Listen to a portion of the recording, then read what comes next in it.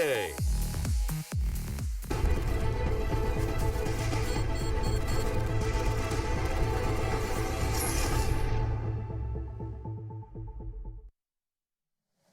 Welcome back, ladies and gentlemen, to the ESL Pro League, and we are halfway through the night now. One series of 2 maps down and out of the way. We brought Pantheon onto the desk here as well. Thank you for taking the time out to join us. Not that you have a choice, but it's good to have you anyway.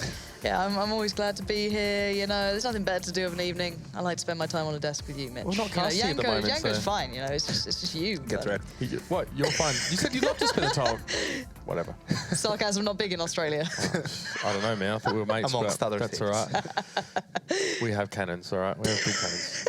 Lauren knows. Let's go into this one. Lauren, you were cast that last game. Yeah. What are your thoughts on that one there as well? We saw very much like a night and day performance from Virtus Pro, and even conversely, actually, Dignitas. Yeah, for me, it was more Dignitas. You know, Virtus Pro were pretty competitive on Mirage as well. Probably not to the plow extent that we saw on Dust 2 after a blistering start, but a very enjoyable game. I'm a huge advocate of watching Dignitas on the maps that they've stratted out to that sort of degree, and it's enjoyable to watch, for me at least, because I kind of like those nuanced plays, those set pieces, and they do them really well. So when it works out, it's really good fun to watch. But again, you know, how long can you keep doing the same sort of things? It's nothing new there. So bigger, better teams who, you know, look into it specifically always unravel them. You look at Astralis, who always just read them like a book. Obviously, the Danish rivals always come in with it. But yeah, it's always fun to see these guys. Dignitas putting up a performance means that, again, any one-to-one results just mean that the score at the end of it, you know, the overall leaderboard is going to be even closer. No one's breaking ahead massively. Talking about the score, oh wait, it's not that time. Oh, Yanko. I have one job.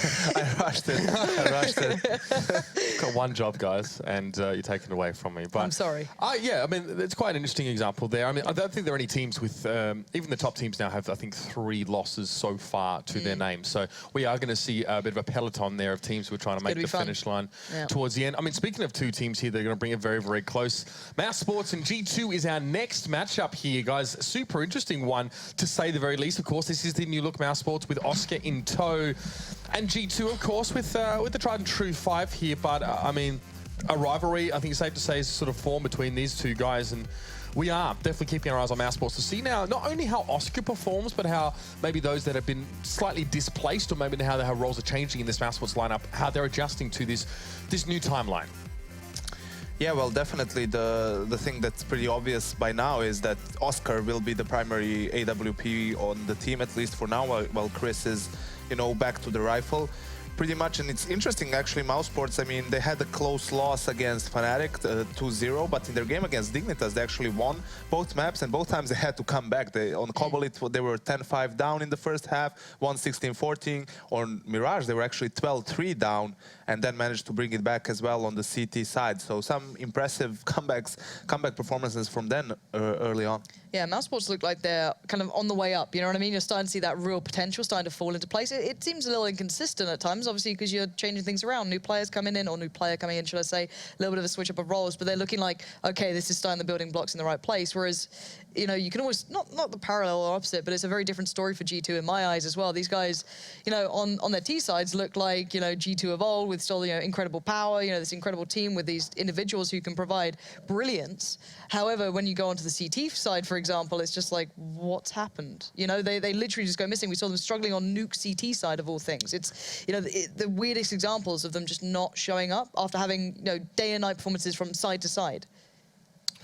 And let's talk about, I guess some of the facets here in Mousesports as well. Let's take Chris J as an example, who was their main AWP. Now, since Oscar's joined the team, his rating, on average, has been 25% below his team's average rating.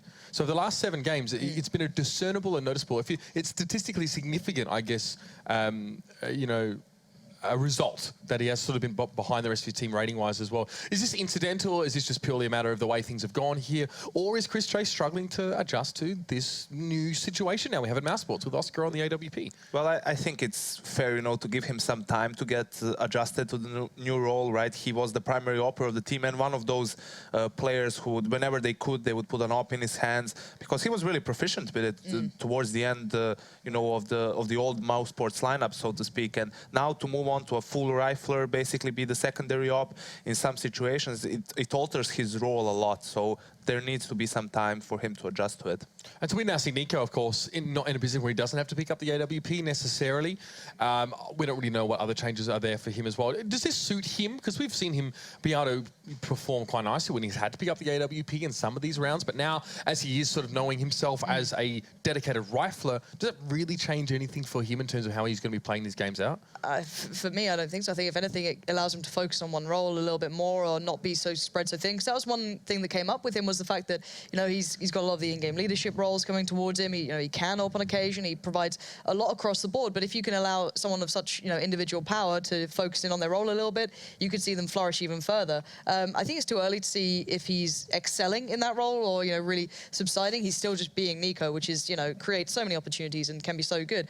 But yeah, for me individually, there's a lot to be seen. It's still up in the air. He can probably give you more about Nico than I ever could in that sort of aspect. But for me, for Mousesports, it's not the individuals that are ever the issue. They are absolutely fine. It's them picking up the fundamental rounds, I think is the best way to put it. So often you'll see them just kind of slip in like the anti-ecos, and they'll just do things where you're like, oh, they have a clear advantage, they should be winning this out, and then something just kind of goes wrong. They just somehow lose it. It's kind of hard to watch. I think more than anything else, they were lacking initiative in those key rounds, right? If Nico dies and he's not there, not in a sense that, he can kill 2 or 3 people, it's that he's that type of a player who will take initiative, who will say, okay, guys, now we go, now we wait a little bit or anything, and they lack that with Nex. I feel that, although I'm a mechanically very skilled player, I feel that that's exactly what he lacked, among other things. And you bring in Oscar, obviously you have the AWP factor play and everything, but he is the type of a player who will be, a bit cocky at times, right? You will look and say, okay, this looks like a bit silly. Why is he going for it? But, he makes it work more often than not. And I think that Mousesports is not a team that is at the stage where they will lose games because of those aggressive plays. They're more likely to, bring themselves back from difficult situations because of those a bit more risky plays. That's the thing, though. You put a player of that skill now as well in that role, you're going to see them come up with good. You saw it historically with, your Kenny S, your JW, the AWPers as such, with that aggression that they can bring through. That, if it goes wrong, it looks kind of silly sometimes. But if you've got the skill to back it up, it gives you so much more room to work in. So again, this Mousesports lineup now, I think, has a great deal of potential to start. Maybe not obviously going to the highs of Envy in their heyday, or Fnatic in their heyday, but they can certainly push those really high echelons. And I think it suits currently what we're seeing almost in the CS meta of CT-sided aggression being so imperative. That's something that G2 seems to be lacking for me. I mean, it is a double-edged sword. I would only, the con to it probably is that Oscar playing in Hellraisers is pretty much used to having to do most of the work himself, right? Having to go for plays again and again. In Mousesports, he doesn't have to do that all the time, right? Okay, it's nice once in a while, if he has maybe a good spawn or the situation allows it, then he could go for it. But from what little we've seen from them, it seems that sometimes he pushes for it too much, right? To the point where it gets a bit detrimental for the team. On that note, you've got 2 players now in Mousesports that are considered stars, considered pretty much the best often in what they do. I mean, let's take an example of a team with maybe 5 of them, like FaZe, for example, and how we actually see that can hurt the players individually here as well. Do you think it's a problem when you've got now Nico and Oscar in that same team that, like you said, with Oscar sometimes does try to do too much, and Nico with a history of trying to do too much? I think it's a good point. I talked recently to Kassad about, what's going on in the team and so forth, and he told me that that's one of the small issues they have, that in one round, that in the same round, both Oscar and Nico want to go and make a play, let's say on the CT side, want to go for a pick, or something of the sorts. And I mean, in Tier 1 CS, that's almost never going to work, right? I mean, you're going for a play, maybe relying that the Ts are going to be weaker on that side of the map, but if you go on 2 different sides at the same time, well, they have to be holding something, right? Sure. So you're just going to get a trade probably most of the times, and that's not really beneficial on the CT side. So what they've been working on is trying to somehow, even it out, perhaps, to maybe he's there, as a judge, okay, you get to go for it this round because it's probably the better decision. But I think it's a small issue that will be probably resolved over time. I don't think there's an ego problem that both players are going to battle it out. I want to be the one going for plays. I don't think it's going to come to that. I think it's actually going to be really nice to watch it on Cash as well, because it allows so much of those moments to happen, whether it be plays through Squeaky, pushing up through A main, showing presence at B on the CT side. Especially, you can see so much coming through from even just your riflers, as well as your AWPers have the potential to do it. So I think this is a really good starting point to see that in practice. And the same can be said for G2 in a way that they're a team that has the potential of a lot of these individual players doing it. They're one of the early teams, I guess, if you want to go to that, like with Existence to show CT aggression. It was like Dust 2 with them pushing B tunnels, that sort of thing. So both these teams have the capability of showing that. It's who puts it in the best place. You know what I mean? It's such a almost a backhanded compliment, right? It's like we have so much talent. Where do we put it? You know, you don't spread it too thin. But again, it takes a strong mind to be able to put it in the right place. You know, the Puppet Master Existence was able to do it, and G2, it's like, well, do they currently have that nice balance there? Do they have the right players to be able to put it into the right position of play? Are they allowing shocks that moment? Is Scream, you know, taking a bit too much here? You know, and there's a lot to be said about it, and I can't wait to see it play out, because, you know, things can just completely change and we see none of it because G2 actually turn up, or you complete parallel opposite, that Mousesports just roll out on this one. So again, I think Cash is the perfect place to be able to watch it start from. I'm glad you mentioned G2 and their situation as well, because I want to maybe just zero in on them a little bit for a moment here. They weren't really tested too much by Flipside. We saw that game, I think, the other night there as well. Train was a 16-6 affair for them. It was very, very solid. I'd like, though, to talk about Smiths a little bit here, because you have a bit more of a unique situation on G2 where your star player is not necessarily your AWP player. Obviously, you always talk about your shocks and Scream, and then we see Smith sort of playing his own role. Is this a unique role? Does Smith's role play out in any way that's maybe different to your Oscars or, you know, your main AWPers of the CS world? I think it's just that his playstyle is a bit different, right? He's not the flashy, aggressive type of an AWPer, right? Like JW or even Oscar and those players. He's more of a passive AWPer holding the line, right? Most notably known for holding Dust 2, the long area from those passive positions towards ramp, card, and falling back towards long. And he's pretty good at that style, right? He will get that one kill, maybe even two, and then stay alive and buy time for his team. And I think that that's what you want the most from your AWPer, right? First and foremost. First and foremost, you want that. And then if he can go for some other plays, great. But if you have an AWPer who can be flashy at times and get some crazy kills and get openings, but then he will fail at when he simply needs to hold the line and buy time, where you basically win the round if you play it properly, right? If you kind of force them into that position and all of that. I feel that Smith is more useful than people giving credit for, basically, simply because he's not as flashy. Yeah, and to be fair, he's been one of the players that actually remain in this roster, you know, always been a consistent factor. You know, he's always been outshone by, you know, Kenny Essen, at least in the French scene, right? It's very hard to ever find balance in that, but he has a role, and it's a valid role. You see Freeze being very similar to that in the way he plays, and it plays really well on, I feel, at least from what I see, specific maps you can see him excel further than how he normally does, but what he does on other maps is perfectly fine. He can hold the angle, you can trust him, you can depend on him to do it. And also what you said, that he's been in the lineup for a long time, and then someone is going to come out with a comment, yes, because he's like great friends with Shocks and everything. If there's anything you learned in the past like a year or two, that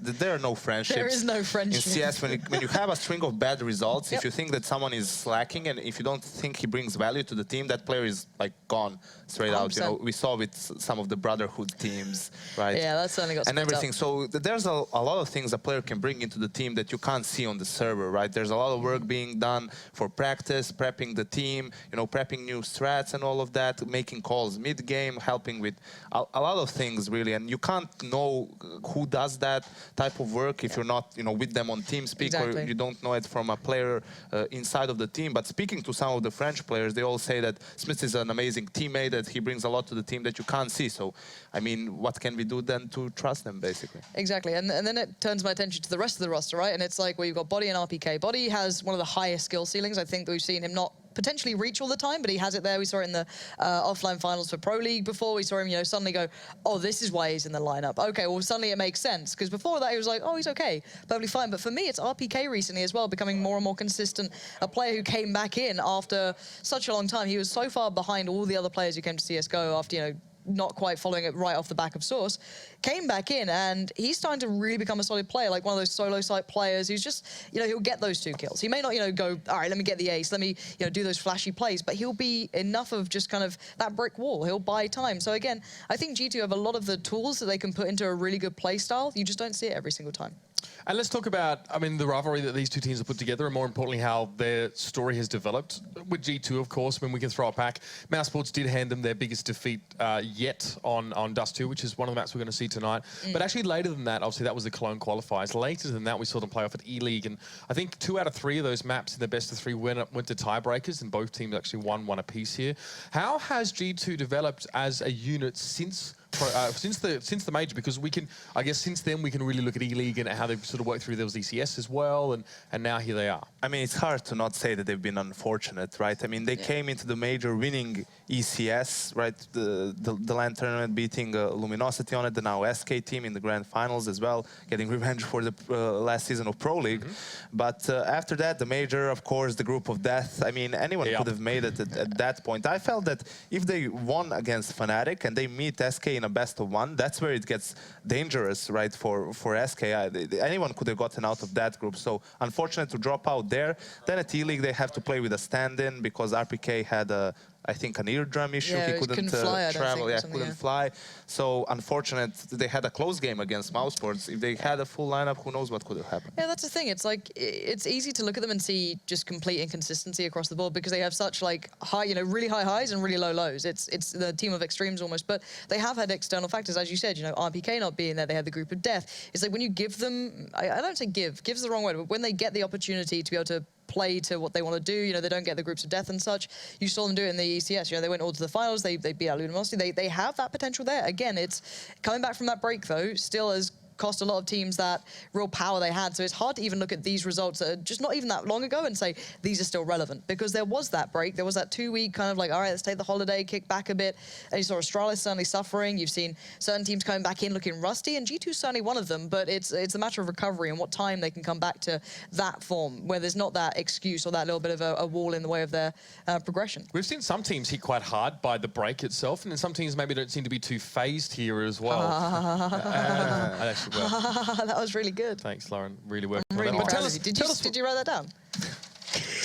Tell us about the difference, though, between these two teams, like the ones that are sort of affected by this break and the ones that can sort of plow through. Some teams, though, who were playing Tier 2 CS actually didn't have a break. Obviously, like some Dignitas and those sort of will play sort of some other leagues as well. But I mean, what's affecting these teams and how they're sort of suffering after a break or not? I think the answer is same to the question, how can VP just run over Dignitas on Dust 2 and then more or less get run over on Mirage? Like, how do you... I don't know how to answer those questions pretty much because both, players of both teams go on vacation. They don't touch CS. They don't touch the PC for 2 weeks pretty much. They come back and, some teams play... FaZe probably, is the team who played the best after vacation. Yeah. And they also had a roster change, so...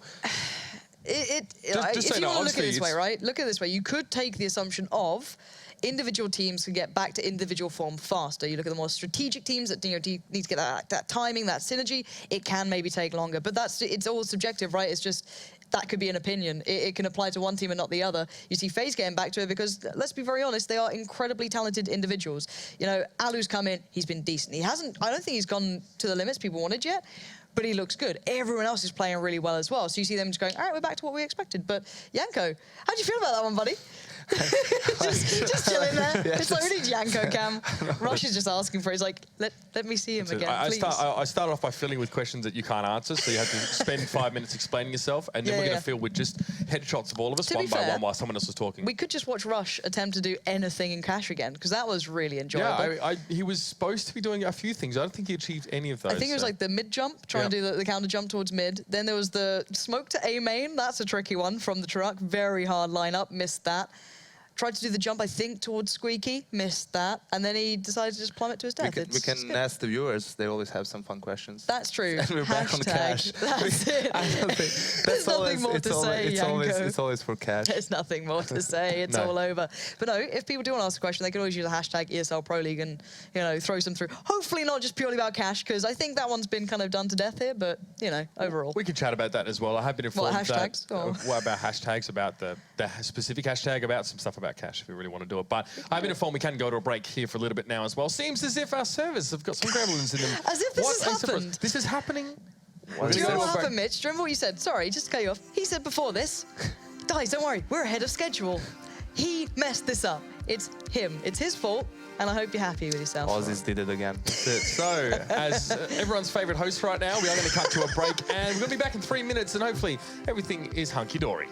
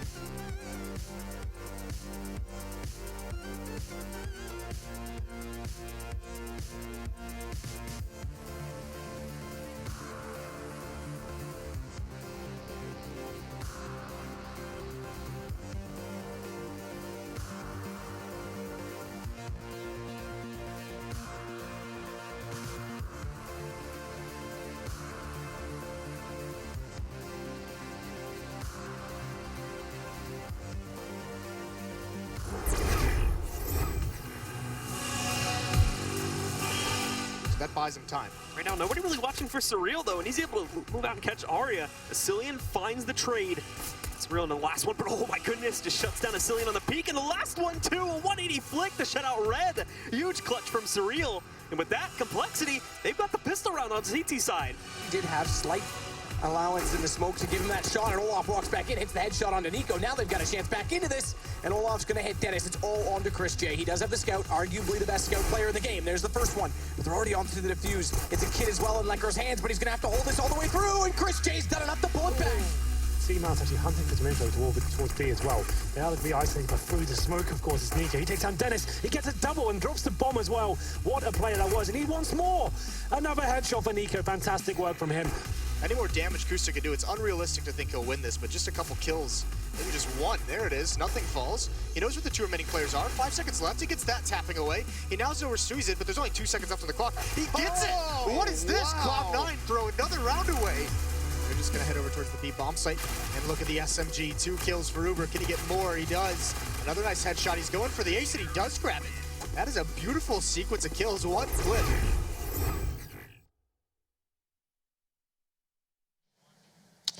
Yes, there it is, was the top 4 plays of the week, of course, with featuring the player that stole my name. But let's carry on. Now, we are going to quickly jump into game, guys, as well. But before we do, I will get your predictions, excuse me, God, as we head into this one now as well. We chatted ad infinitum about Mousesports and G2.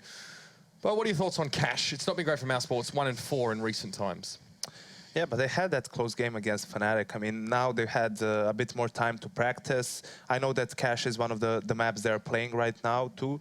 So, I don't know. It depends mostly on G2, whether they show up. If they are still lacking on their CT side, I could see Mouse taking this. Lauren? Yeah, I actually tend to agree. I've seen Mouse genuinely getting better every time we watch them with this new addition. I think that they are definitely the ones to be causing the upset here. I haven't been convinced by G2 thus far. I think their consistency is not quite to the standard that I can bank on them yet. So I'm going to say Mousesports can really push this one to its limits. Okay, so Mousesports, you know, despite a little bit of a rocky road on Cash in recent times, still a favourite here at the desk. Let's pass over to the casters, though, and see what they have to say. It's going to be Henry G and Sadakist. Yes, thank you, Mitch, and good evening, everyone. Welcome to our second series of games. It's not a series of total. Look, we say this every night. You know how it works. 2 best of ones for the season. The map total is what counts. I mean, big game coming up. I think Mousesports is starting to find the form with the new roster, but I think so. At the same time, G2's grown into this season considerably well so far. Yeah, as Janko described in depth, we had a long segment there. He's talking about the CT sides of G2. That's been the problem. The T sides have been absolutely very good. They're getting like double figures every single time. They're struggling to close out these games on the CT side. That's been a problem for them. They're not picking the pistols on the CT side. They can't seem to win the clutch situations as well. So I'm interested to see how this one falls into their control, whether they can actually find that form on the CT side, and we'll see whether they actually start having a bit more confidence. It seems like when they lose a few rounds in a row, they get a lot of force buys coming in, they actually struggle to actually, you know, maybe have that confidence to go for those aggressive peaks and maybe close the rounds out of that fashion. So we'll see what happens here. I think this is a great matchup. This is always historically a very good game in terms of these two playing. They're always very close, potential for overtimes for sure going into it, so we'll see whether that comes in. Cash, I think the last time they played actually was an overtime game. I like that you mentioned overtimes after last night as well. Well, we had three versions. 3 and almost a 4th, to be fair. I mean, the game was pretty neck and neck in the end with the economy. Just to touch on the desk, you mentioned how these two teams in particular are always close together.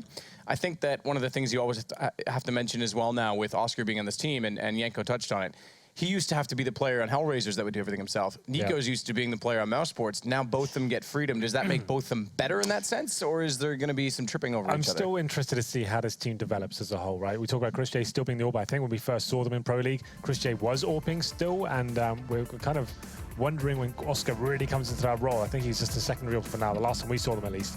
I haven't been able to catch any of the other online games. I'm hoping that Oscar does come into the full AWP role. I think that's where he's going to be his absolute best. It'd be very exciting to see that happen. And surely that has to. That's got to be the plan in the future. I guess it was just a case of slotting him in originally. Didn't have that much time to play with him, but as you can see, key players for Mousesports, Nico, and Scream as well for G2. I'm interested to see what kind of form Shocks he's in, because that guy can be absolutely lights out. And also we're getting into this very shortly. This is just warm-up, of course, and Niak's in the server as well. So, you know, this is getting warmed up as well. Yeah, I mean, I'm still curious to see with the ESL 1 New York. By the way, qualifications have been announced to see how coaching does kind of come into this, because Mouse, that was one of the other changes that they made that kind of went a little more unnoticed than some of the other teams, but picking up a more dedicated coach, I guess you could say, in that sense, bringing in someone who's familiar with Nico. Yeah, Yanko knows him well. Yeah, it's like the thing is, like, he was brought in to really take some reins over the team, and obviously we talk about it to death recently, the whole Valve decision with the coaching sort of thing. I'm interested. We know Nico can call for this team, and he probably will be taking that full-time role once again, and considering that that's going forward now. And we'll see how it develops as we go forward. But we have got quite an interesting game. Matt, in terms of your prediction, where are you going to be sitting with this one? Don't know. It is a tough one. G2. The thing that they've, I think, had, obviously you've mentioned it a number of times, and I think everyone's touched on it at this point as well on the desks, is their T-sides have been very successful. It's the accuracy that they possess, that explosive style of gameplay that really carries them over in that sense. So first and foremost, have to be hitting their shots, but CT side for them is still a huge problem. Yeah. And when you go on a map like Cash, and you've got a guy like Nico, who's already explosive on an AK, and then you give Oscar an off, which this map lends itself to. How many angles can you think of off the top of your head? There's more than, I would say 6 or 7 at least on this map, which is more than you would think on any other map for the op to play. Well, we can talk about as superstars for this team, for the teams on the server. There's like 4 of them on the server right now. You've got Scream and Shox on G2, probably the most standout players, and you said it before, Nico and Oscar in the other team. That's what makes it very difficult to predict. It depends what kind of form they're in. It's an online game. We talk about the struggles, and I think we're out of that holiday kind of period now, that rut and some of the teams are going through, but G2 still trying to work their game out. They are starting to pick up games now in Pro League, but still not looking the usual self to have to see. But it looks like we are going to be getting into this first map. It is 2 series coming in, but Cash will be kicking things off with G2 starting on the T side here. The buys starting to come in a little bit slower than usual, but G2 are normally famed for having 4 sets of armor and then Scream on that Deagle. That has been working out very nicely for them, I have to say. I always kind of criticize it, but the interesting thing is Mousesports, similar methodology. They actually get Nico on the Deagle on the pistol, but Scream, a little bit more conservative this time. Glock armor for him, and Smith's, I think he's done a smoke towards connector. This could be quite a fast tactic towards mid. If the flashbangs come in, the CTs are forced back. Forced back, but they do double up on the white box side, so Flash. they actually get more men there to try and combat it. Flash, though, as you say, does kind of hinder them, although RPK forward enough. He'll take down Dennis, and now they'll split through CT. You touched on this a little bit yesterday. If you're going to go toward A, you need a second prong to that attack, because YNK mentioned it. You try and walk up highway, you might find the first pick, but there's so many angles you then have to fight. Look where the bomb is. They won that single pick from the quad, I believe, if I'm not mistaken, that it was Chris J that found it. He's got 3 kills total, so I imagine it was. Bombs down, they have to backtrack now just to get it, and they're going to boost up, which is going to divide them already. Not only that, divide them, but it's a crossfire.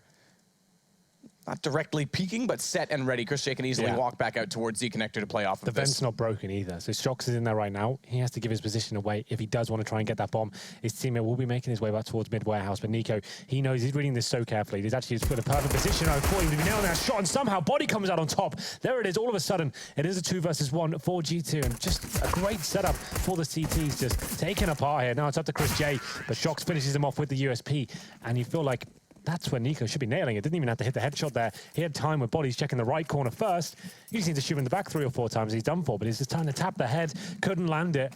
And that was a pivotal kill. That's what decided it all. He was actually positioned perfectly. Like I said, the vent not broken. He can actually go a little bit more all in. Chris doesn't have to face. They know the vent has to make a noise before anything can come out of it, right? Yeah, I mean, maybe a little bit overconfident from Nico in that regard, trying to get that headshot instead, but it does go 1-0 in favor of G2. The only 3 kills came from Chris J, so it would have been an ace if he had clutched that out. And Body getting that kill. It opens up a possibility to bring out exactly this. SMGs and AKs, they've got a scout against them on Chris's hands, though. Nico, one of the scariest Eagle players, though, on the planet. I would say that's a pretty fair assumption, and that's pretty much why he gets the first shot. Takes down Body as well. Will be replied pretty quickly by Scream, but the CTs are going to struggle here as SMGs to come rolling out at RPK to take down the first 2 headshots there, and now the round is going to be over as he finds third. Speedy, Deagle in hand, but 4 players to find. It did get a bit interesting, but well reacted from G2. Didn't allow the CTs to readjust himself once they committed. They actually striked as soon as they had the opportunity to actually take down Nico there. So good reaction. Nice shot from Nico to open things up, but this will be a 3-0 almost certainly here. Mousesports can't really afford to invest anything after the scouts and the Deagles and the body armor. Nico gets a Deagle, and there'll be a couple of P50s. Interesting. No, maybe not. too much to read behind it just yet. We are early on. Smith's without a kill, though, and the reason I mentioned it, he's the AWP player, so leaving him on the SMG, he's going to need to build up a little bit of cash if they want to bring that out right away, or if it becomes an issue. 5.5 right now. He can drop it over, exactly that. So, and it's due to the fact that I think he's got, what, 4 kills total or 5 kills total already in this game, but Shock's body and Shock's, again, are the ones to find them so far in this round. The AK will go to work. Dennis dancing on the edge of the smoke, found in the end by what now is the hat trick. And he'll add to that total with the Glock of all guns against Speedy. Nice work to finish things off there. The problem is now we do have Oscar on the AWP, but you can see the utility is going to be limited for the CTs going forward. No kits purchased as of yet. Chris J's only got 4,100 to go into this round, so not a single kit available. No incendiaries. That's actually a really big deal for holding off those fast attacks. We discussed this yesterday, Matt. The idea of on the T side, you know you've broken the CT utility after a force buy on the second. You can go for something very faster. You know they wouldn't necessarily have the utility to actually hold you off. So let's see what G2s decide to bring to the table. I know they're a team that like to operate in this sort of manner, especially when they have SMGs. This time 3 of them actually. So they'll probably do something quite simple in terms of smoking towards the key points there. Highway towards quad as well. Flash in and just make it try and a very close range encounter for the CTs. It looks like those smokes will be coming in right away. Flashes as well, Molotovs towards key positions to see whether they do execute. Nico's going to wait inside the flames, trying to time it so that when they expect him to move, he comes out and gets the jump on them. Instead, it actually just limits his HP, so he's not really in a position to fight against Bot. He goes down early. But Chris J and Dennis will pull it back. Oscar chimes in as well, and now Dennis, waiting all the while inside of that smoke, or rather on the edge of it, is going to get the kill that's required to essentially seal the round. And not only that, he'll follow it up and put the nail in the coffin by getting Shocks down. So first gun goes to Mousesports. They're going to keep the AWP onto Oscar, again finding that 1 kill as he rotated back over. But now RPK does exactly what we mentioned. He had the money, he throws the AWP, and Smiths will grab it. What's interesting about that round as well, Matt, is the fact that Mousesports only had 1 player with head armor. There were 3 SMGs available, 4 G2. They actually had a massive advantage considering the situation. A lot more utility. The SMGs are being very effective against unarmored players as well. And it was them overcommitting a little bit too much, I think. They think they want to take control of the bomb side. They're pushing through their own smokes, trying to lock down those one-on-one situations. But Oscar rotating quite nicely. He's being very effective as a backup player with the AWP. Now things starting to stabilize. They have got some utility to play with as well. The AWP's still out, and we'll see whether G2, well, the looks of things, will be doing the exact same approach, as there are 4 players committed towards A. Shoxy holding towards mid for aggression, and Nico, he can sense some things up front as he starts spamming through the door here. He is right in his feelings, but not spamming the correct area just yet. And just to mention Nico, I guess in saying this, it kind of epitomizes how good of a player he is. We're 4 rounds in, and I'm calling him out for only having 1 kill. We're used to him being so explosive from the get-go, so hopefully builds into his own. I imagine he will. Dennis, get play behind that smoke once more. He's got to be a little bit careful this time because blinded up, he's walked into the flames. It's knocked him down to 39 HP. Nico's gone 1 for 1, which means he now has to step up, but it's Chris instead. Flashed in through the smoke. Flash thrown by himself with the left click, or rather the right click, excuse me, body. Good shot over top, takes down Dennis behind forklift, but he's now got to hold this off with 3 HP and let Shocks try and catch them as they rotate toward the site because bomb is planted. And Shocks does exactly that on the first approach. It's now just Speedy and Oscar that remain up over top. They use the E-box to boost. It's going to be the shot coming through in the AWP, but Body 3 HP has to clutch this and does. Speedy's found in the smoke. Very well done. Excellent work by Body. He had, what, 3 HP for the majority of that round after that exchange with Dennis towards the forklift area as well. I didn't think there was a chance to win the round. That's quite standard from G2 having Shocks lurking towards middle.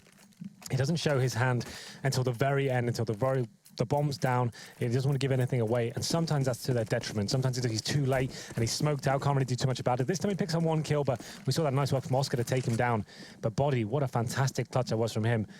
He manages to pull it off through the smoke there, just in the corner, and just 1 bullet would have taken him down as well. So that's going to actually reset Mousesports fully here. Just pistols, 5 USPs, that's it, and a flashbang. Should be an almost clean sweep here for G2. Shouldn't even drop a single frag. 3 HP away from avoiding that situation too, which would have been in turn G2's time to save, but Body's going to go back out middle this time, AK in hand. There's 3 players that are looking his direction. Wow. They eventually will get him, but he does hit Nico before going down, and up over the boost scream. He's found 2, down to 1 HP. He's got to be a little bit careful here now, but he's got Shocks to support. And just preemptive strike, he walks back into it. Just keep firing where I last spotted him. Dennis, meanwhile, the last alive, has 2 kills to force out a little bit of, I guess, money spent, but they've grabbed the AWP immediately off the floor. That will prevent them from buying one of those instead of 2 AKs. It goes back to Smiths. And in turn, Oscar goes back to his on the CT side. We've yet to see the economy available to really run a double op setup on the CT. We often talk about that on Cash. Yeah, absolutely. They're still struggling here in the gun rounds. You can see now they've got the 5 smokes. Once again, no kits, no incendiaries, and I'd like to see Oscar go a bit more aggressive. He has been playing towards middle for now. Looks like he will be going towards B storage, trying to get that first pick. There's something to work in their favor. But once again, G2 favoring towards the A side of the map. Actually going to be boosting off Shoxy pretty fast as well. He's got no mid presence there to counter, so this is quite nice for G2. We do discuss this is a very viable setup for the CTs. They can actually have a decent hold towards quad area. But you can see right now they don't have the AWP on the A site. They're bunched up towards Forklift, and it's actually Oscar taking an RPK, lurking towards B. 5 on 4. They've got the advantage. That's what they needed in this round, considering the situation. Yeah, that's big. Very, very big, especially with the AWP, the single AWP. We'll see if he gets dynamic as well and starts moving his position. But body again. What a game this guy's already having.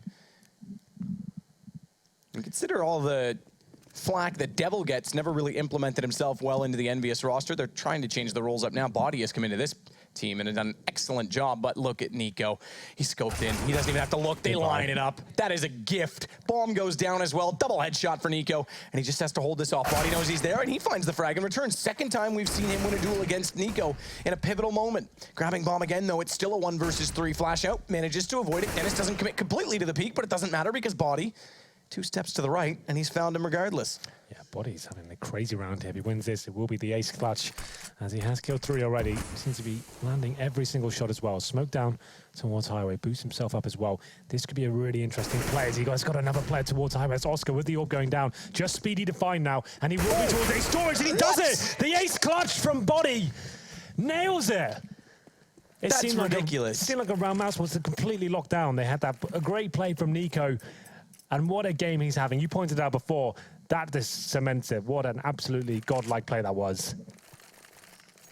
That's 2 gun rounds that have gone down to clutch situations. Body with 3 HP wins, a 1 versus 2 after getting a kill on entry. And that time, an ace clutch win for him. Now, it didn't start out as a 1v5, don't get me wrong when I say that, but regardless, that is incredible.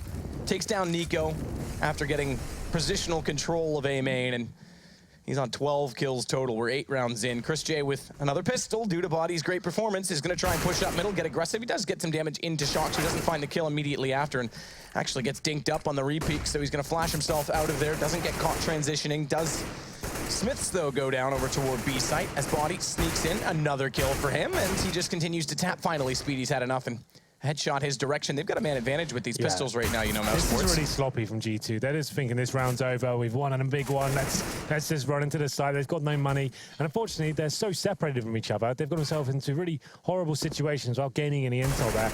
Shock's getting very aggressive towards middle. He got dinked at the start. His teammates are dropping around him. They're actually in the B side where no one else has to join them.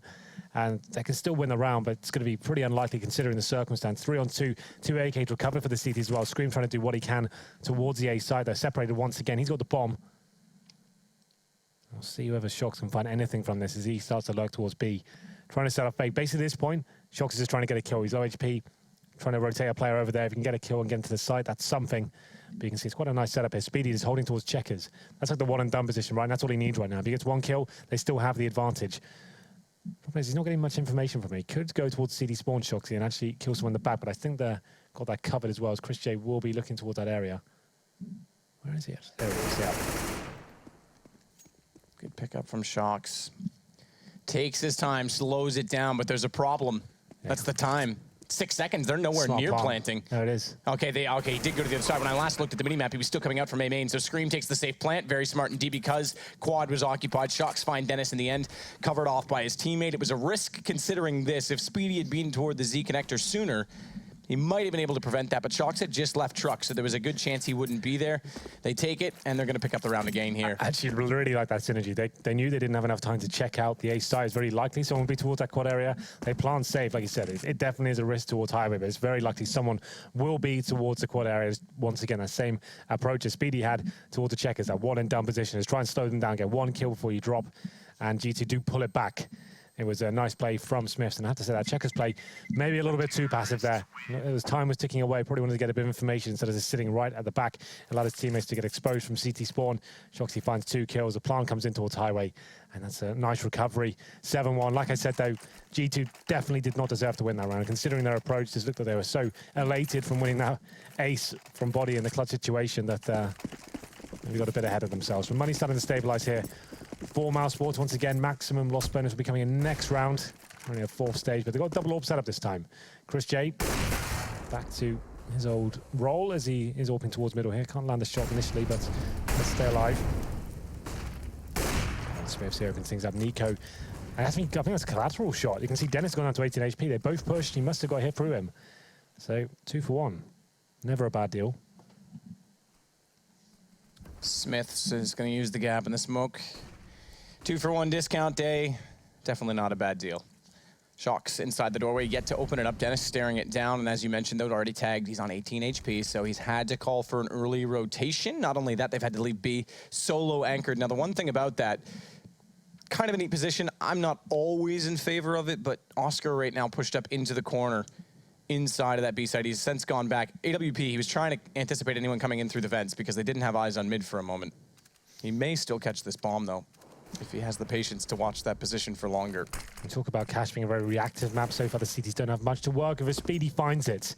That was towards middle, finds a shot on towards Scream. So now it's a 4-on-4, and looks like a B execution will be coming in. Body leading the charge here, and why not? Shoxy making such a big distraction towards the B side. He gets 2, burns Dennis alive, and there it is. Shoxy just completely opening up this map by himself. He's on an absolute rampage right now. Goes towards CD spawn, looking for his 4th kill, and you can feel he's going to get it as well. As Oscar makes his way towards the upper ramp, does manage to take him down, but does considerable damage, and actually does make something out of this. 12 HP. 15 seconds, but the bomb's on the A side. And RPK will be lamenting not hitting that shot, knowing that he was climbing onto that ramp and pre-aiming at it. Very fast reactions from Oscar on the AWP, but he still has a job to do. Bomb planted again on the A site. Bodies managed to rotate over in the same time that Oscar's done so from the same site, both coming from B to A. And the bomb planted very open. Oscar's just going to try and walk in with the AWP. He can't scope now. He's got to go for the no-scope or a very quick one at that. And it's Smiths holding the angle instead. Seems ready for it. It was quite a nice idea from Oscar. I guess probably the only way he could have won the round, go for that no-scope. Very likely someone's going to be there, but Smith, he's anticipating it. This must be the tactical pause, which it is. Mousesports, to be fair, they've been very unlucky in terms of these situations. At the 1v5, that's going to be causing a lot of arguments for the team. You know, Nico likes to be a very vocal player. When the mistakes are made, I'm sure there's some bickering going on right now, and they're trying to work out how they get into this situation, because right now they are a maximum loss bonus, sure, but it doesn't mean you got a full buy, especially on the CT side. $3,400 coming in. Oscar could get an AWP. He's got 63, right? Rest of his teammates there, they'd be on FAMASes, maybe a couple of M4s and their shotguns. 8-1 down. It's definitely not over yet. I'd say probably take a partial buy this time. You almost won one before. Get the deagles, maybe try to stack towards the B side or towards A. Maybe boost up towards middle. Then we go and make sure we win the rest of these gun rounds and stop making the mistakes in these key situations. But Body, this has been one of his most impactful performances we've seen so far in terms of getting rounds on the board. You know, you can't argue some of the entries he's been getting, and the clutches, obviously, that not 1v5 as you pointed out, but the 5 kills he got with the clutch is pretty massive. Yeah, I think it was 1v4 when he actually started getting the kills. And he had that clutch before with, what, 3 HP?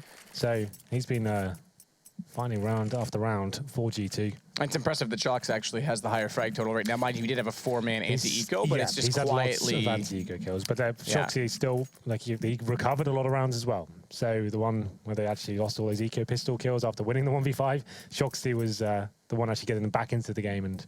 and quietly going about business. Yeah. So sometimes eco frags can be very important. You can't dismiss all of them, right? If you're a 2v4 and you've lost a lot of frags and someone steps up, that's still pretty massive. Yeah, I mean, there is some truth. I think it can be blown out of proportion when you say every frag matters. If you're getting exits and whatnot, okay, the impact is different, but they all count, especially with the money game in CSGO. Every kill counts in that sense, so... We'll have a look whether they will be buying here. Okay, Dennis is committed, so he'll be getting a deagle body armor. So they will be going for the partial buy it. Like I said, they could definitely all pair. They could get Oscar on that, but it's not like he's having crazy games so far. So it'd be a high-risk situation. I mean, if they lost the round, that's pretty much game over at that point. I think this is the better option. It's very likely G2 will get to 9 rounds, but still, you've got 5 to play for after that. You can bring it back to 9-6. Double AWP setup. They have tried it, didn't work out for them, but the rounds have been very close. There's been a lot of clutches here. They need to start getting some luck together. Get a couple of rounds in a row, they could get themselves back into this game. It's by no means over. We've seen G2 have some horrible CT sides here in Pro League. If they can just get 4 or 5 rounds, that could be enough, you know. That's the truth here. Yeah, and we mentioned as well, when you just touched on it, that it is a horrible CT side for them. So it's all about momentum. It's all about economy as well. In this half, they've had absolutely none of it. Getting reset early on, but they've accumulated the loss bonus at its full effect now. They're still on the CT side, which makes things difficult. This is it. Yep, they are going for it. Oscar's going to go AWP. Wow. He's got head armor as well. That limits his utility slightly, but it's going to be UMPs and a FAMAS. This seemed like a last-minute cause. It just looked like a Deagle, because Dennis bought a Deagle and body armor, so he's had to buy on top of that as well. Yep, you're right. That's actually could hinder them forward again. I mean, they're going to have to save regardless if they don't win this. But like that, this shows you they changed their mind very last minute. Someone's going, you know what? I'm going to get this orb. Let's just win this game right now. There it is. Oscar opens it up. They needed something to happen. And he does take down Scream. All right. Got something to work with now. And Nico, as we see, was getting aggressive, trying to take advantage of that USP, or UMP rather, excuse me, the SMG, out towards Squeaky. And movement mechanics aside, he'll fall back into the site now that they have the first kill. They don't need to go hunting. They can get a little bit more complacent with their positioning. Right then, well, Shox has been given the orb over by Smiths, which is an interesting decision. I imagine that's... Okay, they give it back. Swapping around. Did Scream had originally? Did he have a good spawn and get boosted up? They're still swapping it around. Shox is back on it. It's the hot potato. Pass the parcel. Yeah, well, hot potato. That still works. Again? What is this?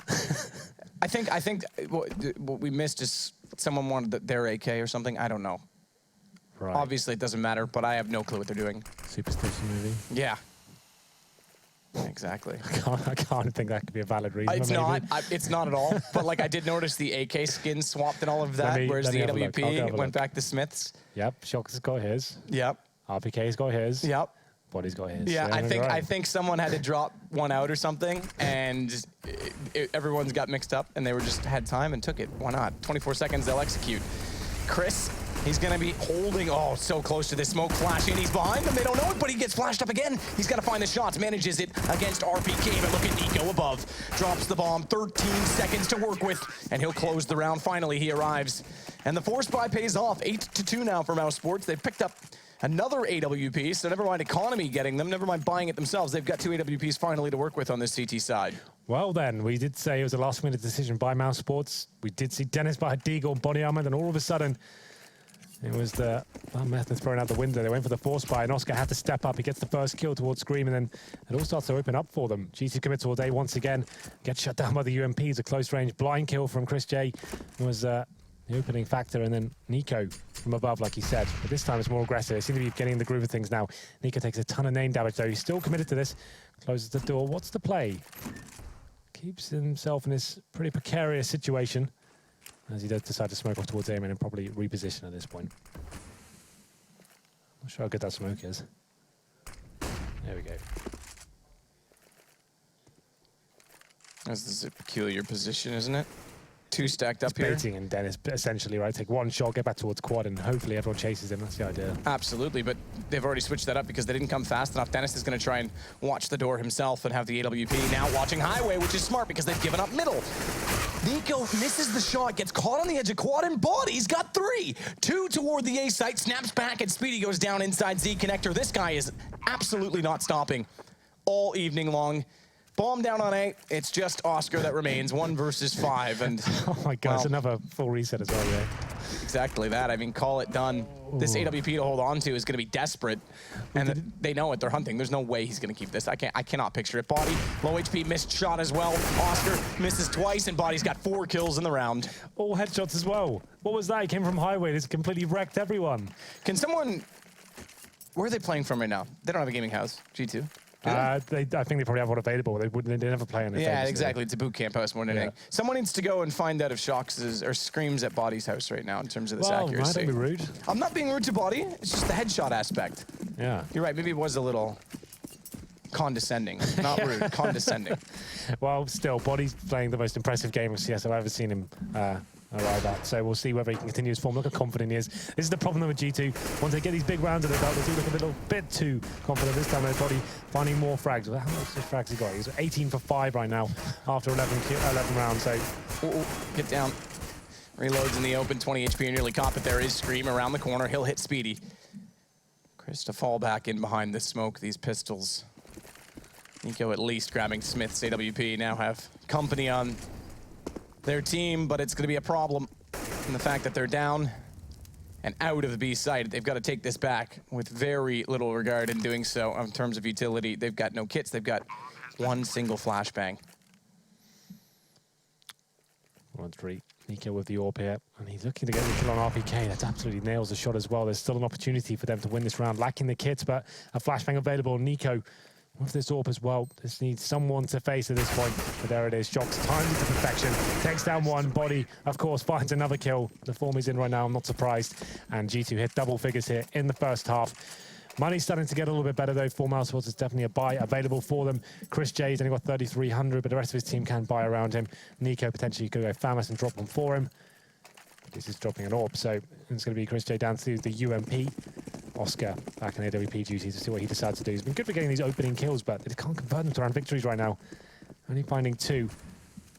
He's getting reset both times as well. Flashbangs come in. Hero's aggressive once again towards mid in his body. He just seems hungry for frags right now. He's going in first into every situation. Scream makes his way towards highway as well. Scream has the angle held from that white box as well. Excuse me. His body through vents gets caught, but traded out. RPK will get Speedy, knowing now that he's in the corner. So it becomes a problem again for Mousesports as they have to try and trade this back, find a way to get the lead again. Dennis will fall back into the site. RPK doesn't quite land the shot as he transfers over in a more passive position. And he's just going to sit and hold this B tunnel position, this B main area, because that way it gives them the option of rotating back and still splitting through the vents late if they can't find an opening toward A site, which has Nico inside of it, but behind the forklift, not watching highway at the moment. And they'll give that up. They're actually going to, if they elect to go highway, they're going to get all the way toward the A site before they get confronted by a full crossfire. A crossfire that includes the aforementioned Nico, but also the presence of Oscar on the AWP. Chris J, down he goes as he gets aggressive to find information. They had to try and go hunting to get something back with 40 seconds, and RPK's got the kill. 20 HP left for him. He can still rotate over and join his teammates, or with the kill by him, and now the one against Shocks, call his teammates to this position. Instead, this location on the map at B site. The intended approach. Oscar's gotten here early with the AWP. He's left that truck position, and it pays off. He's got RPK to start it. Additional flashes, Molotovs as well, and just enough showing from Smiths that Oscar will land it, and Dennis will follow it down by taking Screamy. Well, finally, something positive for Mousesports. They're keeping 3 players alive as well. They do manage to dodge death in some factors, but still, it's only the 3rd round on the board here. If they were to lose this one, it's pretty much Felica for the last as well, but we'll see what G2 brings to the table as we go to round number 14. Mousesports Oscar is actually starting to deliver here. 3 nice shots from him.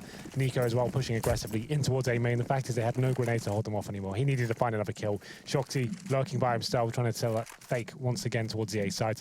Gets shut down. And Nico looking for more here as he molotovs towards the entrance of A storage. Flashes in as well. Does he want more from this? I guess this just guarantees him to get towards lockers with that play.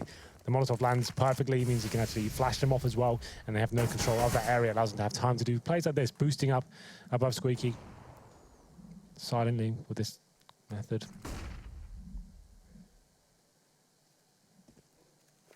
Chris just looking for the information as well. Smoke toward A main. But turn smoke toward Oscar. No one there to boost him. He's just going to have to give away this angle, or okay, exactly this. So this is the boost. Chris gets in a position to do it. They want the AWP to watch drop. And I like this call. This is the best counter to it. They almost spot up Smiths. They can't quite land it. He evaporates inside of the smoke, but by the time they were ready to fire off a shot in his direction, it's going to be Shocks now waiting toward the door. He's going to come out late, but this could be countered by the boost that we haven't seen yet in this half. Nico is up on the white box, the corner box in A, which also triangulates the site because they've got an additional man here in doing so. Not just have they gone for the boost, they've brought Chris J a lot closer. Dennis as well, Molotov by Shocks. They couldn't find it as when he opened the door. The opening pick against him. They take down Chris. Will they check this corner position though? Nico, he's still here, low HP on RPK. He's the second one in. That means it's a quick double for Nico, but Body is there to trade it from the top of highway. The best angle possible to get the open shot. If they had waited, who's to know he couldn't have shut it down entirely, but look at Oscar and Dennis now to double up inside. It's 2 for him and 4 rounds now for Mousesports. Yeah, nice stuff there. Decent hold and good call to get Nico boosted up as well. You said, were they going to check it? I think it was almost certain they were going to, considering the Shox got the kill towards Forklift, but he nails 2 anyway. He's just so good. He's not going to miss those kind of opportunities, but it's Oscar and Dennis. Like you said, finishing things off, the AWPs from CT Spawn, and Dennis is holding very tight on the side once he had that man advantage, not giving anything away. They've actually broken the economy of G2 going to round number 15 as well. I said 5 rounds would be enough, man. That's very possible still as we go into round number 15. And they're going aggressive towards B Store, trying to find something at the start of the round. It's going to be another A-side attack. No one towards B for G2 whatsoever. So they're going to get great information here and start rotating towards the A side, and that certainly helps. As Nico nails the first 2 of the AWP. And he's going to get bailed by Dennis to buy him more time, which keeps him alive, and down goes Scream. What a great reaction on the second shot, and then the peek out from Forklift. So there is life left late in the first half from Mousesports, and as you say, 5 rounds could be enough against G2. Mark my words, this is going to be a very good game. Like, G2, CT side, still not great. I think this could go the distance still. Mousesports get the pistol. We're back into it. It's going to be a really good series. Well, we'll see if that proves to be true or not. We'll take a short break. As always, catch our breath, have some water, and join back in.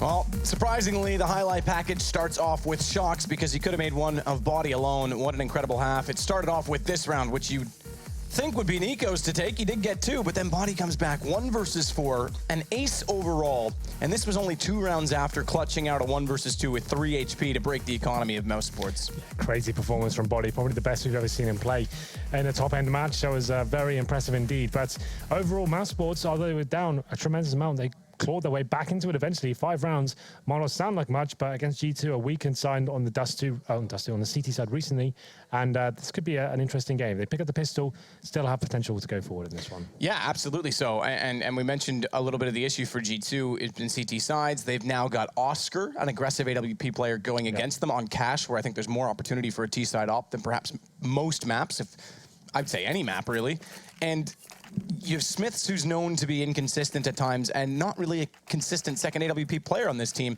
Shox has already played hot potato with it. We never really saw him use it much, but Body can pick it up and elect to use it at times to be that second one. We'll have to see if they build that up to the economy, a point where they elect to do so. Well, then we'll have a look at the buy coming in for Mousesports. They've actually got 2 smokes here. Actually looks like they'll be using both of them at the start of the round, left and right towards middle, and that gives them options to do a B split or just go for that mid control and push the CTs back. We'll see what they decide to do. Actually, no one towards B storages. They'll be pushing through with flashbangs and trying to surprise the CTs here. Screamy tries to spam through the smoke. Doesn't get anything for it though. Actually going to be quite silent here, Mousesports. And advance on this as well after Scream does fade back up the highway, spotted now and immediately taken down. Nico, who did not find a kill in the first pistol round, he's got 2 already this time. Smith peeks out from Forklift to try and slow them further, and he goes down. Shox has to try and isolate Dennis, but the longer he takes, the faster Nico comes around from behind, and RPK has the only kill so far from G2, and it's a little bit late to stop the bomb from crossing at the highway to the quad.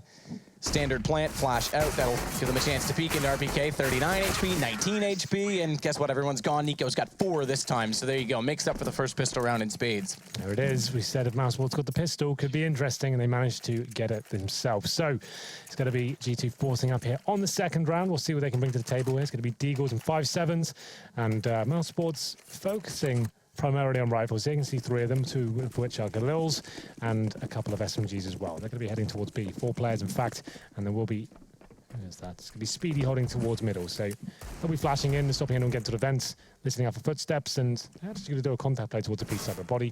He spots him in, he's trying to bait RPK at the moment. The problem is he baits too soon. They check it. Does well, RPK, in that situation to pick up a kill and body capitalize it. In turn, he uses it to bait himself back into the play as they're distracted. But he goes down to Speedy, who has now found Scream as well, and Shox, well, Flames in front. Can't really push through that effectively, so he'll sit, hold an angle, may catch bomb as it goes toward Generator to elevate itself into the site in the hands of Chris J, but unfortunately cannot line up the shot with the Deagle, and as such, it'll be Mousesports planting, reigniting Heaven, and leaving very little options for the CTs trying to get back in the site. Both with Deagles, there is potential for the headshot as always. Smiths, though, can't find that as he flicks back to his left, and the same to be said for Shox as he'll go down to Chris J. Well, that got a bit interesting there as G2 find a couple of 5-7 kills. Ultimately, it's quite clean from Mousesports. I'm going to be finding number 2 there, 10-7. This one will put it 10-8. Judging by the buy as well, it's very likely to happen. Just a couple of PT50s for G2. The rest of the players on D4 pistols. Smiths, of course, the AWP. We'll be keeping the money a little bit higher, 3,400 for him. And we'll see Mousesports potentially boosting up towards middle here. It can be a very viable tactic on the Anticos, is getting control of those long-range battles. You know, they're not going to have incendiaries to hold you off. As soon as you get up towards this roof area, it's very difficult for the CTs to do anything about it. They found an open mid-zone as well. B split, definitely a potential as well. Speedy watching towards B storage. Oscar for now just hunting, see if anyone is stacked towards mid. Just double check. Make a list and check it twice toward the sandbags, Molotov and the UMP.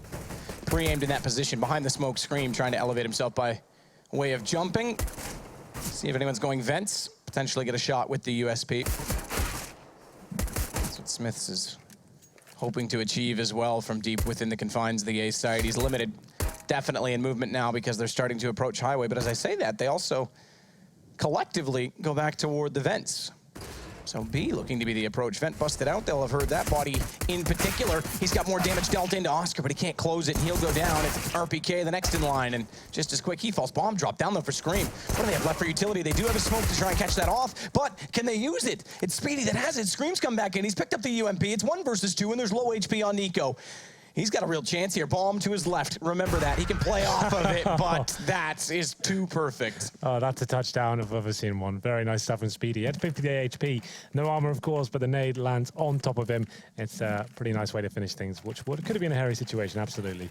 So, Mousesports do get 3 in a row. 10-8 now. I said this would be a good game to get the pistol round, and it's proving to potentially be that as we go into the first gun here. Round number 4. Smith's on the AWP, and you can see, once again, it's the CTs that are limited on a single kit and no incendiaries. Very similar storyline to how Mousesports started, and we'll be able to serve Nico if they wanted to pick up this round. Fast play towards our boost position is going to be Oscar, who seems to be the full-time AWP now. We're expecting this to come in, and through the smoke, it's Dennis who finds Shoxy to open things up, and Oscar lands an absolute cherry of a shot there as well. The fact he actually takes down Scream in that sort of range, I was very impressed by, but now RPK trying to do what he can, only finds 1. Smith's back out, does find 1, but it's Speedy that gets him in return. And if he hadn't, we certainly saw from the perspective of Chris J that walking in late toward the A side, he would have caught him at the bottom of highway, completely unaware. Body.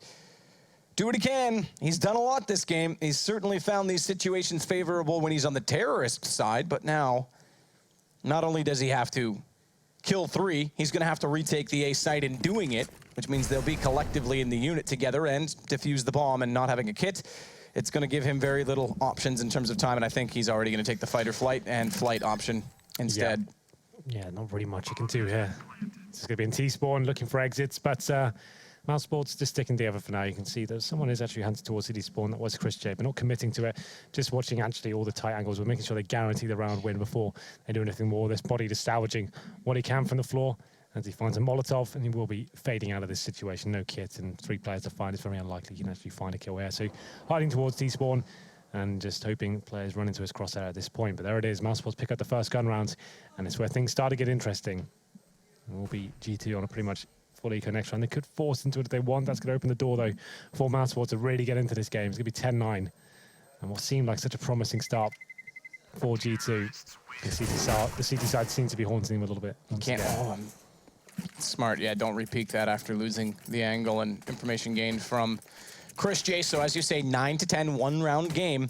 4 rounds straight for Mousesports starting off this second half, and they've gone back to the AWP, or stayed with the AWP rather, onto Oscar, Speedy, or I was going to call him Simple. Speedy, whoever you are. Whoever you are. AK-47 picked up for him, so back to the full gun round, and it's going to be body again, just with that single M4 carried over. They've bought out around it with what pistols they can, and a little bit of armor added to that on RPK, and Shocks, who even out their money in doing so. Nade, bounce, not the correct trigonometry. Don't play pool. Well then, body though. Aggressive towards B storage. He knows he has to find a kill here. If there's any sort of potential than winning this round. Hunting towards B storage, denied anything from the terrorists for now. And they're going to actually be playing a very passive game. But they have boosted up towards middle. Nico and Oscar just holding up and smoking off some key points here, mainly towards the connector. And they've actually decided to leave B completely open after doing that aggressive play at the start of the round. It's a bit of a ballsy call, but the fact they've actually committed all towards A, this could be interesting. And that's exactly where Mousesports are heading as well. Smith's having an absolute stinker of a game while Body is highlighting his skills. Smith's is 4 for 15, and we know that AWP on the CT side is going to be pivotal to try and close this game out. Smith, speaking of, behind quad right now, P250 in hand, just waiting for anything to walk or waltz up the highway. They won't. Instead, over to the B side, down through vents already, and Chris J already clearing out the back of sight. The stacks rotated. They're all here. Body's got the cross lined up. No smoke until now. He's got a slight gap on it. Doesn't spot the jump in time, though. And they now know where the M4 is, but where the pistol's walking in. Smith with 1 RPK with another. Finally shut down, and it's Body again.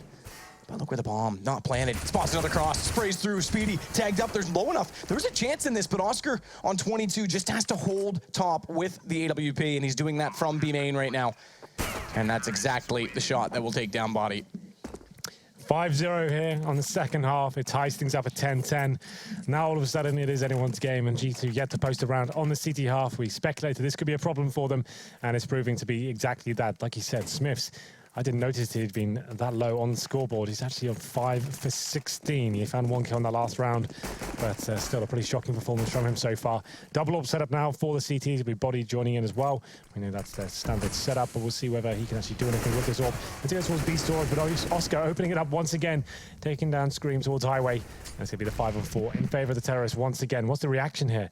The problem is now with a man advantage, Mousesports could fully execute towards A.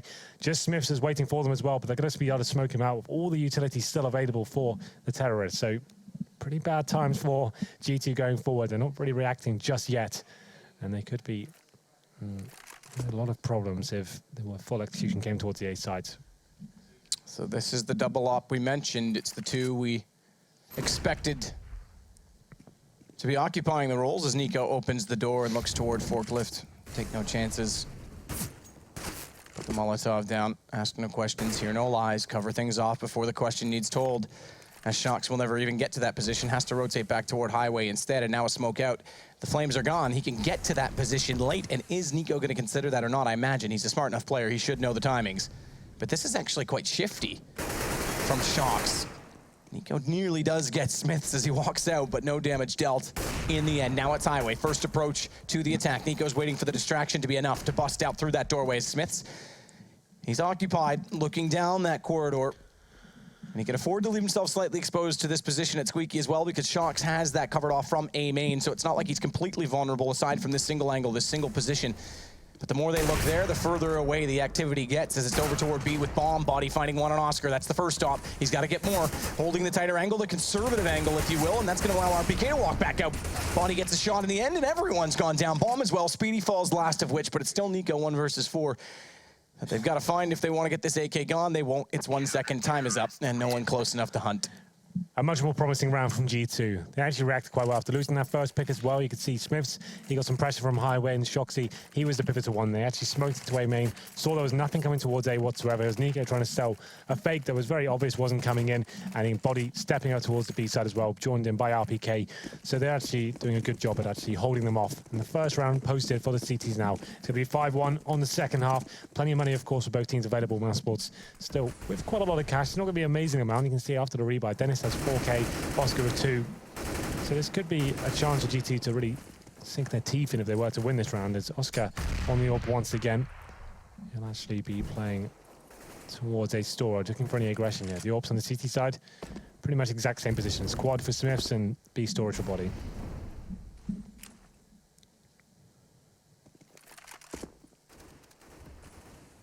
B side. Body again, as you mentioned, that AWP. Going to go to a different position once more, a little more dynamic from him. Shocks watching door this time from top Highway. He can get a quick rotation in, but look at the amount of members that are able to rotate. Okay, actually, minimap slightly misleading in that sense. I thought it was 3 toward mid with Z connector. It's Body at the back of Checker that I saw as the third, but it's either way, it's 2 on Highway. So they are looking to try and give a little bit more attention toward middle early on with no one going there from Mousesports. Although they are waiting at the boost. It's kind of a full sense of security. They're going to rotate away from this, stack up the A site. There's potential again to ult way back over to B, as we've seen Mousesports do late in rounds already on adaptive calls in that sense. 11 plays 10 in favor of G2, and Nico walks out. You're dead right. Here's him, smoke off to the right. There's nothing Smiths can do to catch him as he walks out of the door, and Shocks never saw it coming, as Dennis will get Scream as well. It's a man advantage on the way through to the site. Flash in, watch toward quad. They now hear it. There's 2 players there, though. And will they anticipate it? The first one, okay, great. Get the pick. And then look away. And I think RPK... Oh, that's so bad. Yep, exactly. Yep, RPK burns alive. I was about to say was not peeking, hoping that that scenario would occur, that they would only expect 1 player there, but the Molotov completely cancels it. I was looking in the inventory. I could see they knew it was there. Oscar couldn't land the shot. I don't think they were bargaining on 2 being in the back there. Could have worked out very nicely for the CTs, but the fact they dropped the Molotov, they knew the crosshairs were waiting towards that position as well. He had no choice but to burn alive. His teammate following quickly after as well. And that's a pretty much full reset here, as Mousesports do find 6-1 here on the second half. It will be pistols for G2. They will be able to buy up next round, but it won't be an amazing buy as they go for PT50s and Deagles here. Aggressive as Shocks once again towards A main. He seems to be trying to push into position time and time again. Oscar boosted up, looking for the first pick, but will be denied that. Nothing towards middle, at the start of the round at least. For Shoxy, he has the opportunity. You can probably hear the scope clicking away there.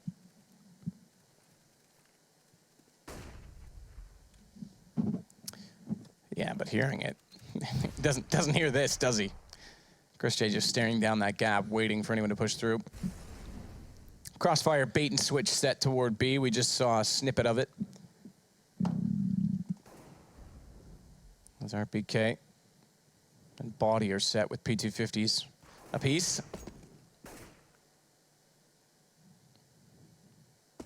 11-11, Henry. I know you like that particular score. Yeah, I did talk about that quite a lot. We see it quite a lot, to be fair. Every game we cast seems to get to 11-11. Yeah, I think at Cologne it was all but 2, of which we casted that did. So smoke set toward the tree from Speedy. They are slowly grouping over toward B. Vents included from Oscar, who has AWP. Just waits for anyone to show face, but this is the bait and switch we talked about. Chris fades away. It's another fake, but Body is going to have all the information on this. If they don't show themselves right away, he's heard them walking back. That gives Shocks the confidence to push up. He's got 1 shot with the Deagle. Drops bomb temporarily, sure, but he's going to get flashed off, and that's completely nullified. Body falling as well, and Dennis sprays down to find RPK as, again, Body heard them, so he instantly tried to get hot on their heels. Not only did he serve to tell Shocks, but unfortunately it never worked out for them. Well, G2 could have been interesting there with Shoxy getting that backstabbing in the 1 dig, but quickly rectified by Mousesports. Round number 9 comes in. Double AWP, definitely not a potential. I guess they could. It'd be glass cannon on Body. I think they need to start balancing things out with the utility though, but it's still such a weak buy. AWP and rifles, sure, but 1 kit, Shocks' glass cannon. He's going to be the AWP this time. Smiths, we said he's been having a shocker of a game. He's still on 5 frags, Matt. 5 for 18. And they've only picked up 1 round. This is a really bad day at the office for him. And Shocks has already taken over the AWP. Yeah, it's just like, you know what? You are having an absolute nightmare. Let me have a go. Yeah. And that's how you do it. Exactly. That's what they need. The AWP player on this CT side has to hit shots, and Smiths can walk back, take a look. Yeah, thanks for showing me how you do that. Maybe I'll try it sometime. As he gets flashed off from Highway, smoke will now be drawn out as well. But bomb drop once more. It's body to find it. He's burning alive, though. Down to 44. Has to get forward. Second kill on his way through. It's RPK, rather, excuse me, that does get Dennis. But Nico's tagged up from Scream as he crosses over. Smoke will thwart that potential, but Scream's going to rotate to Heaven, which does not have utility placed in front because the flames are gone, and so too is the utility beyond. So he's got freedom of access toward the site from that position. As soon as the smoke's gone from Tree, they can both face over from the CT side. Now the question is, through the vents, does Smith find his way in comfortably? And Nico, that is very bold to get that far open and just gets down in time, catches off Scream entirely, never saw the angle, never anticipated the angle. And Oscar just gets to watch toward Checker. He knows he's gone there, tags him up, just a shot in the hand for Smiths. Oh no. But Nico's got one, and there it is, Oscar finding Smiths. They've got 13 rounds now, and it's G2 10-5 at half. We mentioned it, their CTs have been abysmal so far this season. Yeah, this can't get rolling here at all. It's going to be have to be another Rico. I'm not even speculating what it will be. It's going to be pistols here. They can't even force by into this to be too high risk at this stage. Going to have to go for the Deagles, the PT50s. Maybe a pause is required at this point just to work out what they'll be going forward with. But Mousesports now, I did say, Matt, if they won the pistol, there's definitely a chance they can still win this, regardless of how the first half went. G2 just can't seem to get rolling here in Pro League on the CT halves. It hasn't happened for them, not once. And it's going to be, once again, I was about to say Oscar opening things up there, but he does take a bit of damage. But there it is, nails the shot on the second try, and we'll see whether they can convert this round to a victory. Should be an open and shut cases.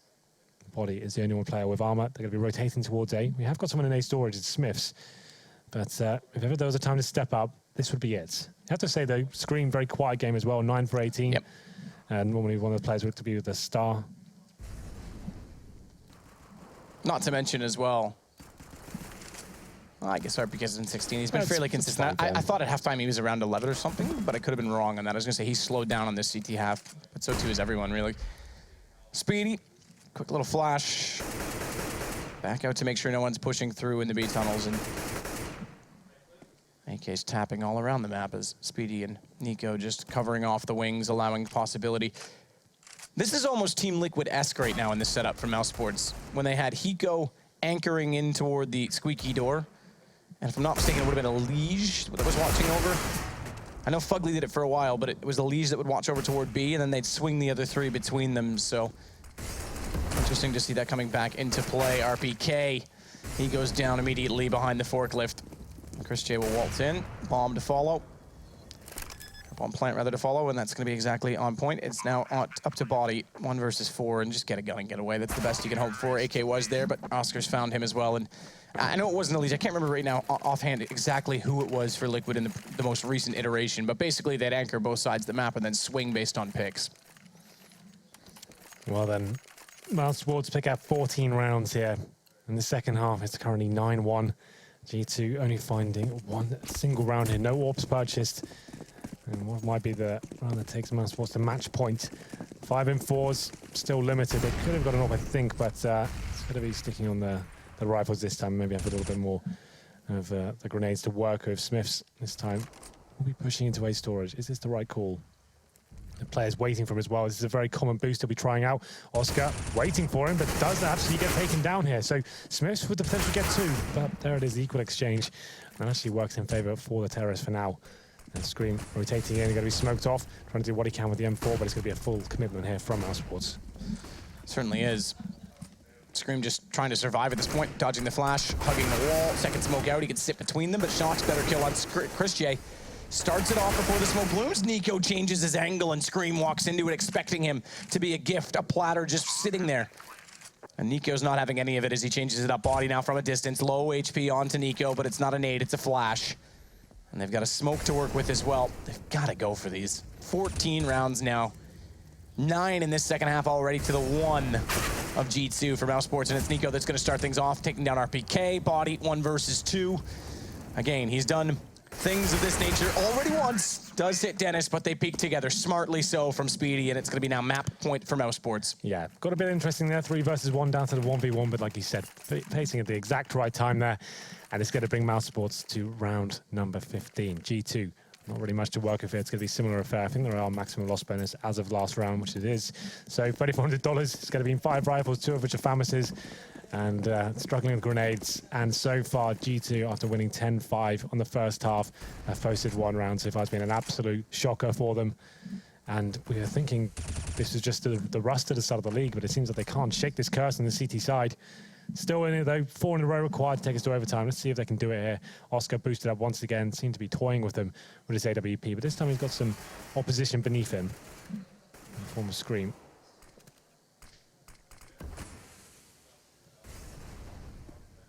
Wants this angle to present itself rather than get overly aggressive trying to find it, and it does. Scream can't land it through the canopy. It's one to start it off again for Mousesports.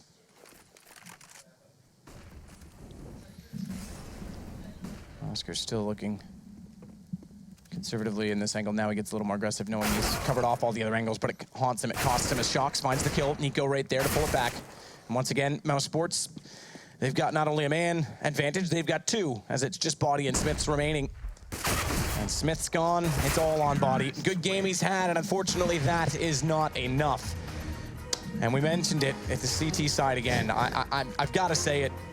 You need an AWP on this map, and they certainly did not have one that game. Definitely not. It's evident when they're actually throwing over to Shoxy halfway through. Smith's having probably one of the worst performances of the season so far. Didn't get anything going in the second half. I'm sure he got next to no kills in the second half alone. He came into the second half with 5 kills and then didn't really do much after that as well. So that's pretty appalling for G2. That's another massive lead they've thrown away, and you feel like they're actually playing very well on the Terror side. That they were stepping up, especially players we don't expect to be superstars. Body, who was actually carrying them at one point and actually gave them really crucial rounds and potentially didn't deserve as well. A great platform to build upon. Lose the pistol, and then he pick up 1 round. It's 11-1 in the second half. And like you say, Scream was a little bit quiet as well, but the problem is, and Smiths is aware of this, I mean, come on, the community is a large presence, an omnipresence that you can't really avoid. He knows there's already criticism on him, and when he has games like that, that's got to be a mentally straining. So he's going to have to find a way to pull it back for the next game between these two, the next map between these two, coming up in a few minutes' time, to be honest. But we'll take a short break, and when we do, we'll go to the desk. They'll talk this one over. I'm sure they've got the same sentiment, because that was just appalling. Desk then, break. Another notch in the belt for Mousesports, and another damning indictment of G2's CT side. But I mean, even outside of that, guys, we highlighted Smith at the start of this game as a player that, you know, perhaps wasn't performing that well, and his role was a little bit different to other AWPers in teams here. They said you need an AWP on this map, but Scream wasn't much better either, Yanko. I mean, he had 2 kills in the second half. He even had less kills than Smith, but I mean, it's just becoming a meme at this point. You know, G2 can't seem to do anything on their CT side. It's really amazing to an extent to me, right? In the first half, everything is going amazingly well. Body with those 2 clutches basically secured the whole half for them. Yeah. They kept a lot of pressure on Mousesports' economy. Mousesports actually did a great job to get those 5 rounds in the end, I feel like, because they were always on the back foot. But then switching to the second half, you know, first 2 gun rounds, basically G2 loses them by, you know, getting entried on from just a default. And, you know, that doesn't require much effort from Mousesports. So at that point, you're losing 5-0 without making your opponents do anything special, right? That's where it gets more difficult, because then you feel pressured. You think like you need to go for these aggressive plays, but the other team is expecting it to an extent. So it's really a mind game after that point. Yeah, for me, just watching G2 on that CT side, it says everything. The fact is that we discuss it every time, and we're like, yeah, you know, it's always going to be the CT side. I don't think the lack of the AWP was even the issue to that degree, because the problem is that we've seen Smith have good games and they still struggle on these CT sides. Of course, on Cash, it's a huge factor and it's a massive missing point for them, as is not having Scream there. That's 2 big players just removed instantly. And sure, Body had a good game, but you can't keep a whole team afloat off of, you know, maybe 1 player having a good game. Absolutely. You've seen, obviously, the excelling games that Shox can probably keep the whole team afloat, but you can't simply do that as 1 man normally. So the fact is that their CT side needs work, whether it be to find this aggression with Smiths having good performances, you know, with not having to have, you know, Shox pick up the AWP and go and doing it for him. That to me is a huge flaw if they're having to get someone else to go, Jesus, someone give us some options here, because, you know, Smith, let's be honest as well, his ping wasn't great during that game, and there's no point looking beyond it. It certainly didn't help, but he didn't play well outside of it either. So yeah, a lackluster game from start to finish there. But as well, Nico provided a lot. This is one of the games where you see Nico grinding out the really important things, for me at least. Like the pistol round, he got 4 kills in that. And they weren't easy kills. These are things that always impress me with Nico. It's not the easy kills he gets. It's not just the eco bashes. It's the ridiculously hard kills that open up sites, that, you know, clear out corners. We saw this constantly happening, and it just adds more and more pressure, and G2 just snap like, you know, like there's no tomorrow. It's peanut brittle, perhaps. What is that? Well, it's brittle substance, so it snaps instead of bends. Like but a why sapling with the peanut wind. brittle? I don't know, I'm hungry. I thought it was okay. It was also interesting to see the 2v3 from Oscar and Nico. That was gorgeous, the crossfire. 2v3, yeah, it wasn't 2v4. Yeah. It was, yeah, they played it amazingly well, and you combined all those things. It makes it extremely difficult for G2. Yes, some of the rounds they lost getting picked on, but other rounds they were just outplayed. You had a round where they were forced to have 2 players in quad because they gave up highway control, main control, pretty much everything, and then Speedy with the molly almost gets both kills. I mean, he kills one, puts the other one into red HP. You know, it seemed like Mousesports really did their homework when it comes to G2 CT side on cash. Obviously, they have a lot more to work with in terms of, you know, watching demos, replays, and so forth than G2 has. Yeah, I think you had a perfect point there. I'd watch that 2v3 every single day of the week. You know what I mean? That sort of play, I think it was even a 2v4 at some point earlier maybe, but this moment here, like to have the audacity, Nico to stand on this little point, know he can take one fight, back away from me, spots the guy checkers, Oscar's got the cross, just perfectly making it almost impossible to unravel that 2-man crossfire. And you could see like the moment where after Nico gets the first kill and he sees the other guy while he's falling down, how he wants to kind of peek it, but then he realizes, okay, I mean, my teammate as well, never mind that it's Oscar, you know, so let's play it smart. And then he just waits for Oscar to come into play, he gets the tag, then the kill, and they just play it perfectly. Yeah, really, really nice synergy there. I love how that illustrated what we were talking about at the start of the game as well between Nico and Oscar. Who is going for those big plays, you know, like what's the dynamic of power there? Maybe Kassad's just like, just sit back for a second, you know, maybe a little bit of direction from above there as well. But what a great showcase of what we can expect to see from Mousesports in the future, especially from these 2 star players who are melding nicely into this new sort of era of Mousesports. And for G2, it's a little bit of a grimmer story here, but they do have a chance to bring things back just a little bit more as well. Dust 2 is going to be the map coming up next, and of course we know the history between these 2 teams on it. It's unlikely Dennis is going to have 28 kills at the end of a 17-round game, but you never know. Only one way to find out though as well. And this just in fact, we've just discovered an app actually that gives you all the updates on esports in general. Yeah, I found this. Well, it's not me. I've been just given the update. Production has told me that there is a fantastic app that has just sort of come on the market. If you haven't heard of it, it's free though, so you have to pay for it. It's the Score Esports app. Get it at the Google Play Store and the iOS Store, guys, as well. Obviously, you know how to use it by now. If you don't, I'm going to tell you probably once more tonight anyway. Get on that one. It's got your scores, all your articles, keep you up to date with your esports action. After the break, Dust 2 just around the corner here. A chance for G2 to redeem themselves. They've already got 8 losses in this season, and it may already be too far. Let's see if they can bring them back from the brink after the break.